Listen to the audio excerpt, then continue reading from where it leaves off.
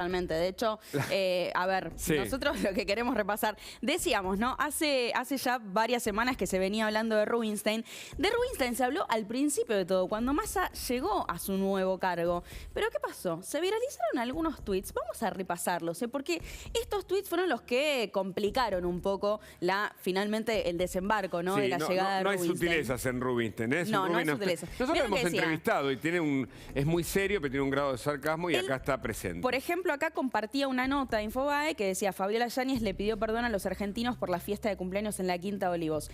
Menciona esta nota diciendo impresentables, como decís vos, sin sutilezas. Pero además, no hace tanto, fue el 2 de el 2 de abril. abril de Es este decir, mismo que año. fíjate, ¿no? Entonces, Rubinstein, con su seriedad, ¿no? Es un hombre impertérrito, allí se lo ve serio, pero cuando lo entrevistamos en varias oportunidades, tiene ese sentido del humor que caracteriza a los economistas que muestran una cara más seria, pero que ha tuiteado sin ninguna culpa, con mucho desparpajo, hay que decirlo. Aparentemente esto generó incomodidades en un sector del kirchnerismo que tuvo que aceptar porque le dieron a Massa el poder de la cartera económica y tuvieron que aceptar la sugerencia de Massa, que era este hombre. Pero no eran solo tweets, ¿eh? Parece que teníamos también algo en video. Mire, escucha. Eliminar el déficit fiscal no tiene costo económico, es costo político. Porque en el fondo vos estás reemplazando lo que se llama el impuesto inflacionario por otros impuestos o aumento de tarifas o baja de gasto público. Y poder solucionar es crear la condición básica para que se termine la inflación argentina, que es el drama que hoy nos aqueja porque la inflación se fue de madre, ¿sí? Bueno, eso se puede hacer. Este gobierno es incapaz mentalmente de hacerlo porque tiene taras mentales. Empezando por Cristina, que directamente no entiende el fenómeno. Pero otros que lo entienden, igual empiezan no son potentes o no tienen suficiente apoyo político. No lo había visto. Tienen taras mentales. Es fuertísima la declaración. Fuertísimo. Vos sabés que del lado del kirchnerismo, lo escuché a Pañi el lunes, creo que lo decía él, subestimaban, creían que Rubinstein no era la persona capaz, pero finalmente Massa lo eligió y ahí está. Pero había sido lapidario poco tiempo atrás con el compañero Daniel Santa Cruz. Y la verdad que muy duro Rubinstein, pero bueno, se tienen que... No quiero usar una expresión que no sea propia para una tarde tan amable.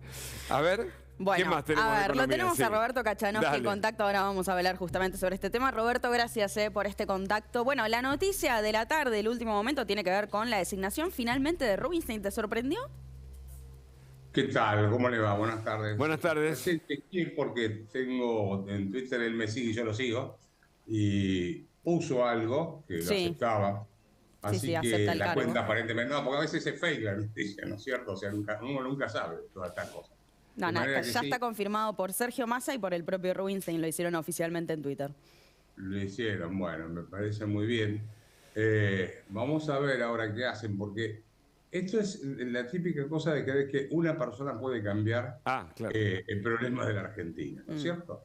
Y a mí me sorprende que Gabriel Rubinstein se meta en una cosa así, porque parece estar separando lo que es la economía de la calidad institucional.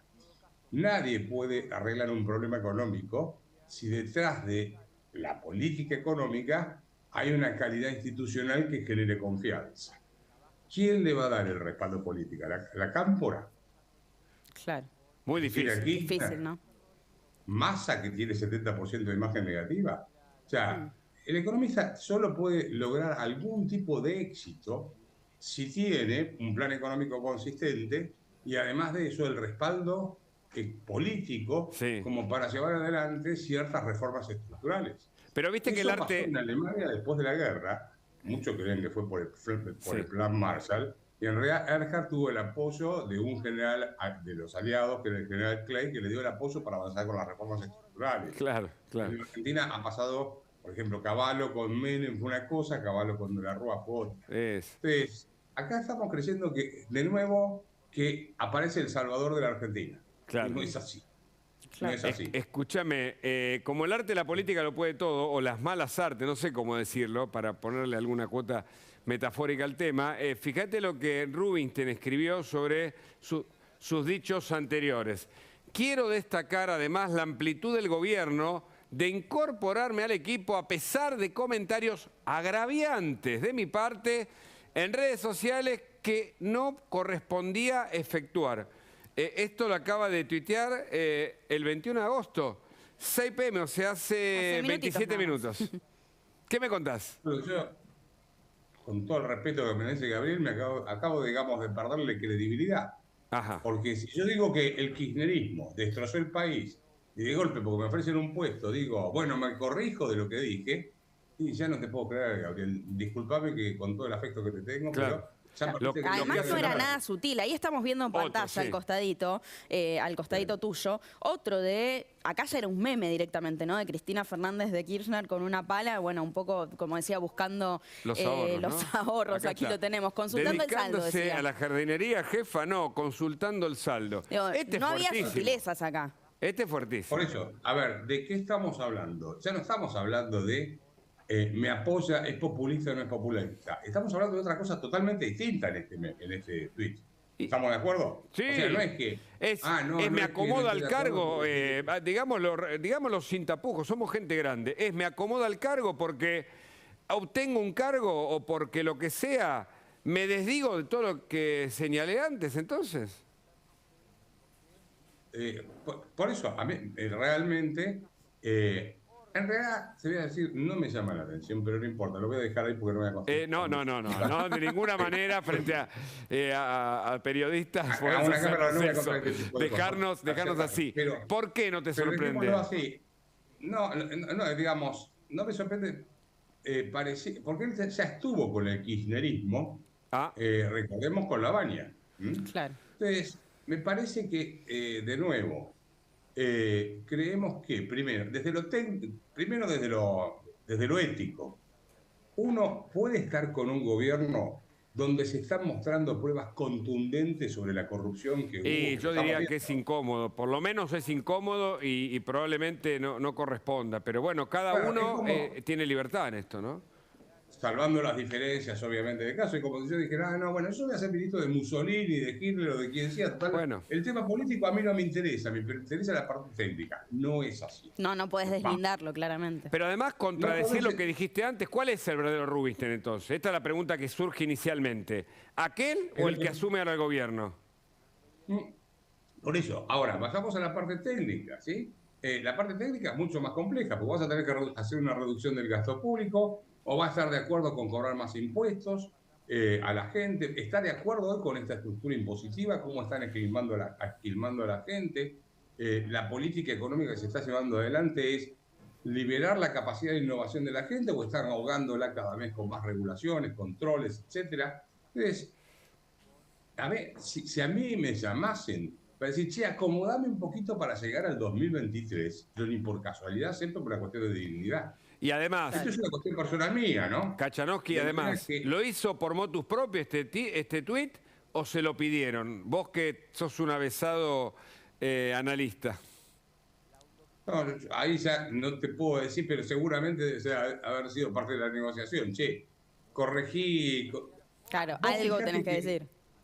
Claro, pero algo tenés que decir. No, lo dejamos, digamos, hipotética, ¿no? Sospechamos, de mal pensado.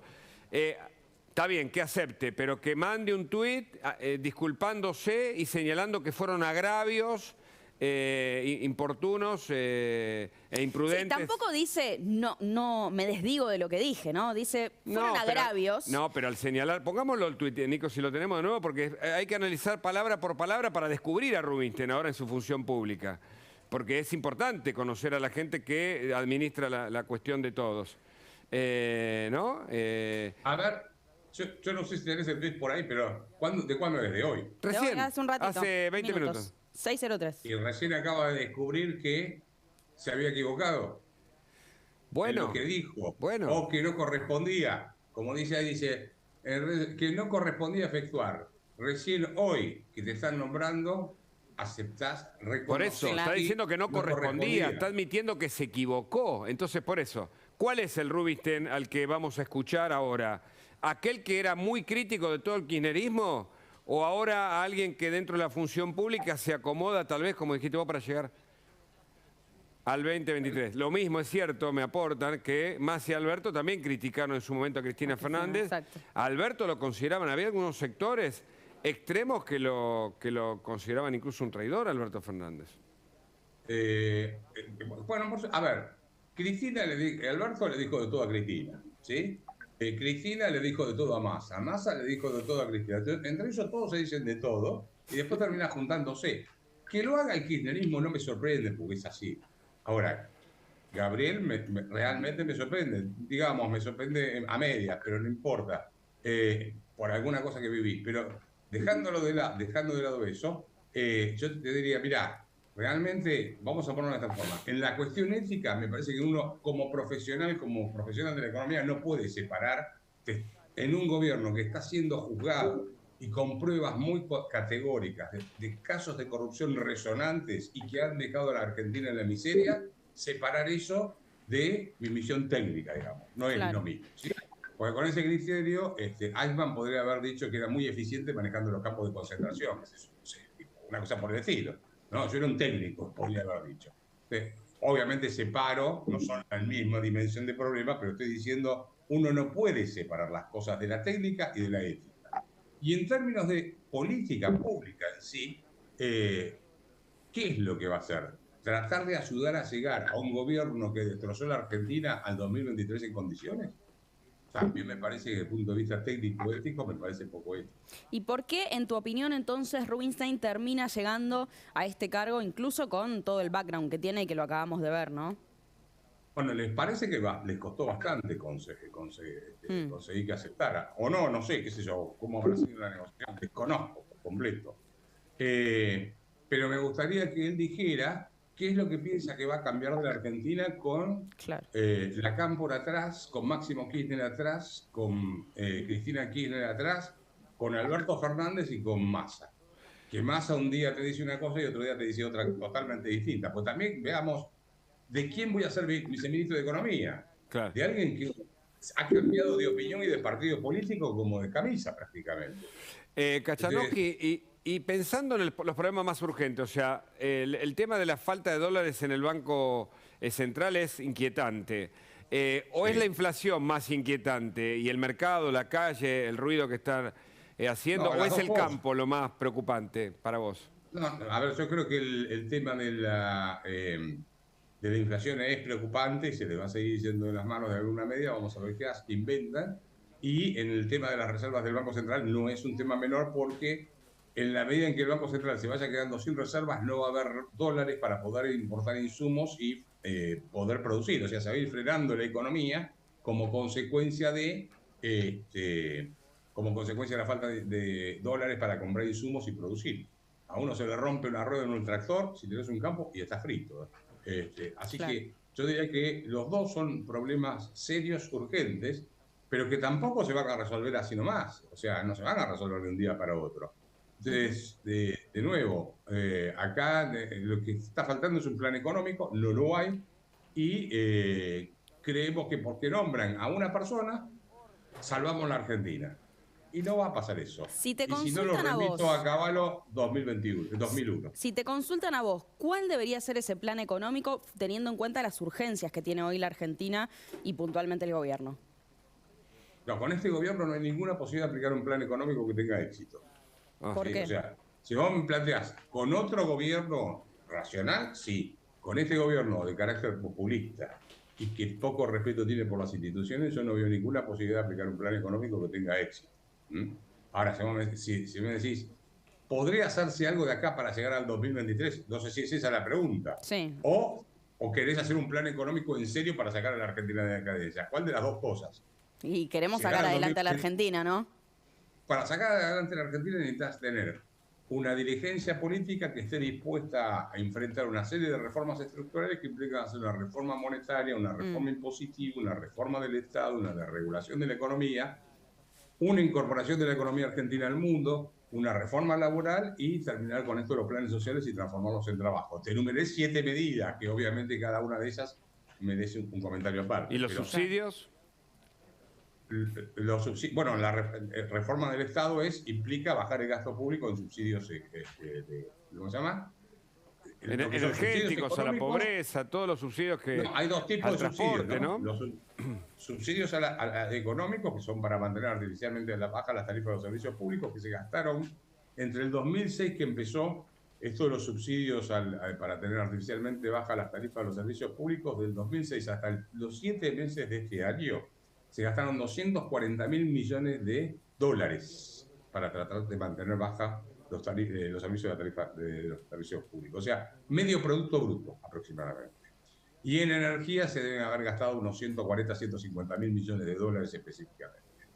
De manera que eso lo tenés que corregir, pero también tenés que corregir todo lo que es esto de vivir de la cultura de la dádiva en vez de la cultura del trabajo.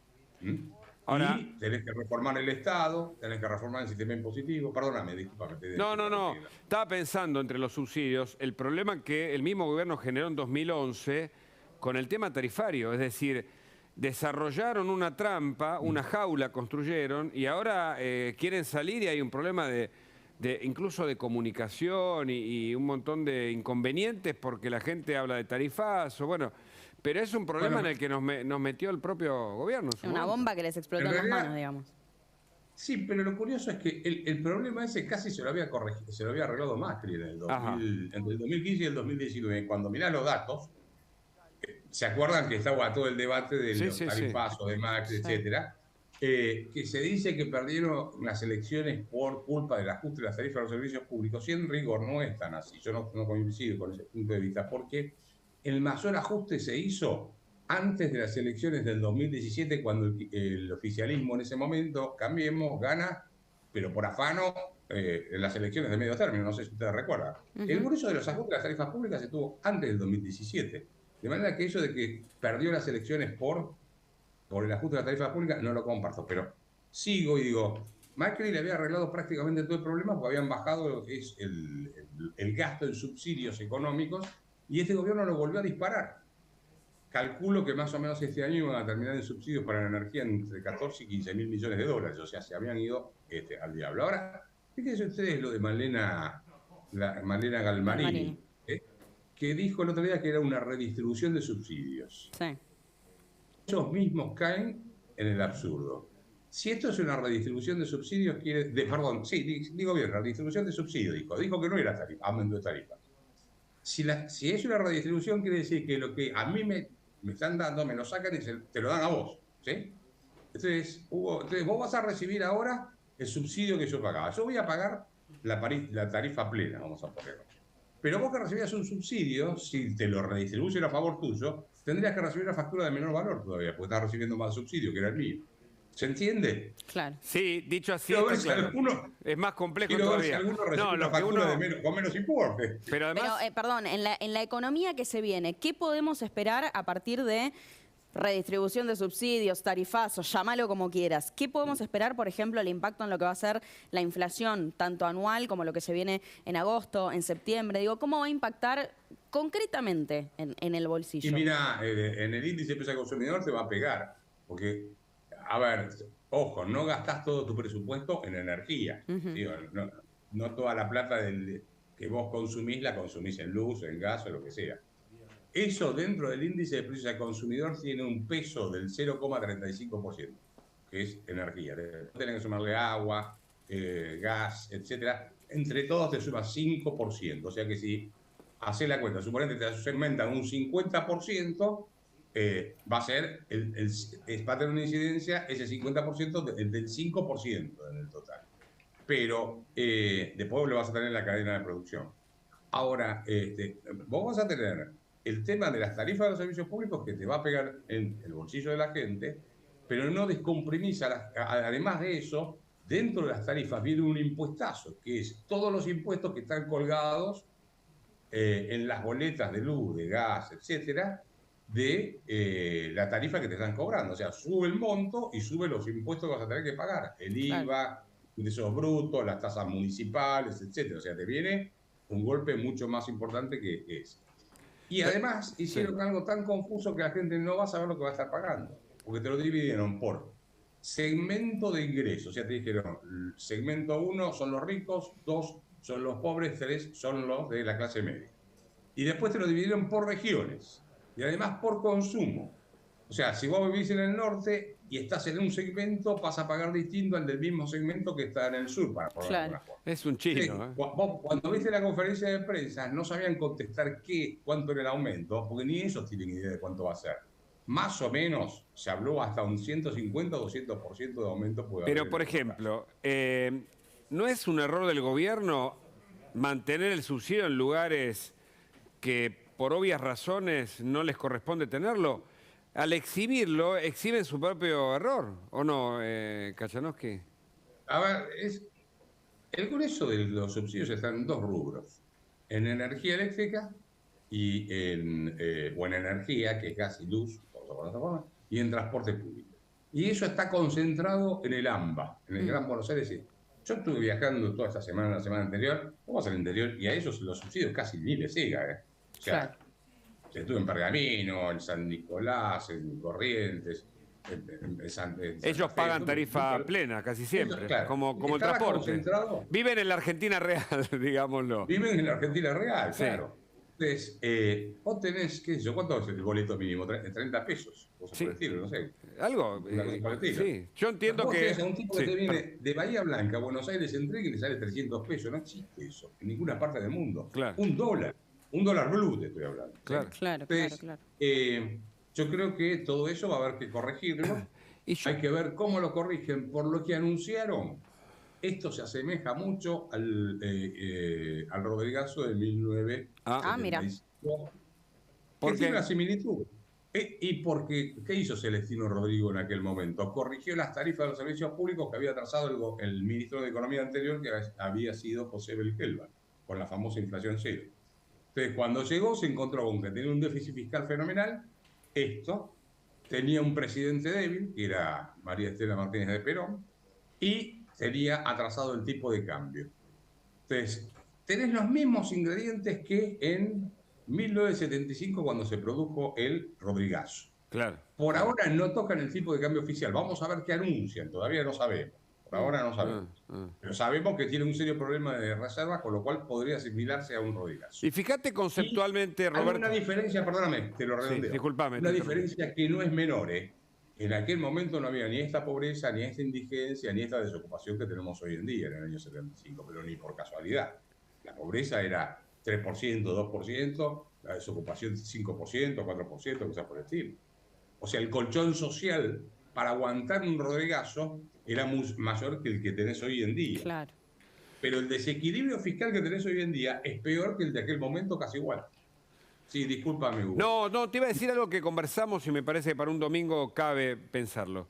Como no pueden solucionar la pobreza, es decir, no pueden sacar a la gente de esa pobreza estructural, dicen que somos 20 millones de pobres de los 47 millones argentinos, diseñan un país para pobres, un país subsidiado, un país con, bueno, dijimos, con lugares donde venden alimentos, con la llamada economía popular, que no es otra cosa que economía probablemente de la pobreza.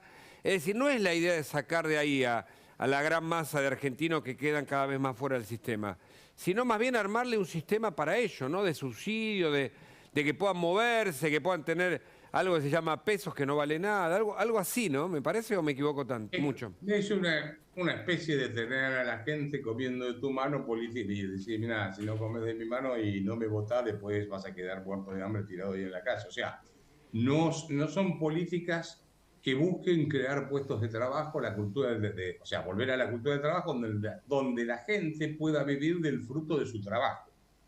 Quieren un esquema de subsidios y de pobreza y de ignorancia también. No olvidemos que cuanto más bruto es un pueblo, menos sabe de sus derechos. O sea, el tema de educación acá no es un tema aparte, pero bueno, no lo voy a incluir en el debate por ahora. Pero en todo caso, tener un pueblo inculto y pobre es el mejor negocio del populismo. Ahora, ¿quién va a hundir una inversión en la Argentina con las reglas de juego que hay, con los impuestos que te cobran, con la legislación laboral que hay, con la falta de dólares que hay para poder importar insumos, con el Ministerio de Economía que te regula los precios y encima con Moyano que te pone un camión delante de la fábrica y no te deja trabajar? Nadie te va a hundir una inversión, entonces no vas a crear puestos de trabajo. La cuestión es, ¿alcanza lo que está generando el sector que queda vivo de la economía para sostener a todos estos pobres que hay hoy o en algún momento colapsa? Yo creo que va a ser un colapso social importante y político, por supuesto. Claro. Ahora, vos recién hablabas del gasto público y me interesa mucho porque vos sabés mucho de este tema. Hoy leía que Massa está trabajando en ajustar 200.000 millones hasta fin de año con algunas políticas como, por ejemplo, frenar la contratación. ¿Te parece que el gobierno es capaz de generar un cambio como este? Digo, teniendo en cuenta también el antecedente de sus políticas, ¿no? Mira, ahí, primero, él tiene que bajar el gasto público, podría bajarlo en lo que es obras públicas, o sea, paralizar todo lo que es obra pública. No hago nada. Y tampoco le transfiero plata a las provincias, que serían los dos mecanismos que tendría inmediatos como para frenar. Quiero ver cómo reaccionan los gobernadores, que corto el chorro. Porque no hay un plan económico detrás de eso, simplemente corto ahí y veo si puedo equilibrar. No sé si le va a dar el respaldo político como para avanzar en eso. Ahora, y otra cosa que están haciendo, y esto se nota mucho, están postergando el pago a los proveedores del Estado, y con eso tratan de equilibrar las cuentas. ¿Sí? O sea, cuando vos mirás lo que es la ejecución del presupuesto base caja, o sea, lo que se pagó realmente y lo que se compró y no se pagó, hay unas diferencias enormes que eso te está indicando que el Estado no le está pagando a los proveedores. Sí. Eso es deuda pública. Claro. O sea, están invocando la gente. ¿Sabes cuál es? Perdón. Sí. No, como hacés la pausa yo pensé que terminás, discúlpame, que es un error. Lo que estaba diciendo, lo que no me acuerdo si terminé de contestarle la pregunta. ¿Es capaz o no es capaz? Que posterga digamos? los pagos, Claro. dijiste lo último, ¿no? Que posterga los pagos, que no paga a los proveedores del Estado. Posterga los pagos claro. y no hace obra pública, o sea, paraliza la ruta o lo que sea, no hará la obra de Néstor Kirchner, qué sé yo, cosas por el estilo, y no avanza. Entonces ahí puede ser que baje algo el gasto público, o sea, deje de gastar, y puede ser que tienda a disminuir el déficit fiscal si no sigue aumentando el resto de los rubros, porque el resto de los rubros siguieron aumentando. Claro. El sueldo de los empleados públicos, planes sociales, etcétera, siguieron aumentando. Aquí tiene que recortar ahí también. Quiero ver si lo hace. ¿Sabés qué? No sé si le alcanza con 200.000 millones. Claro. ¿Sabés qué dicen las fuentes kirchneristas para argumentar esta política de subsidios cuando vos los consultás?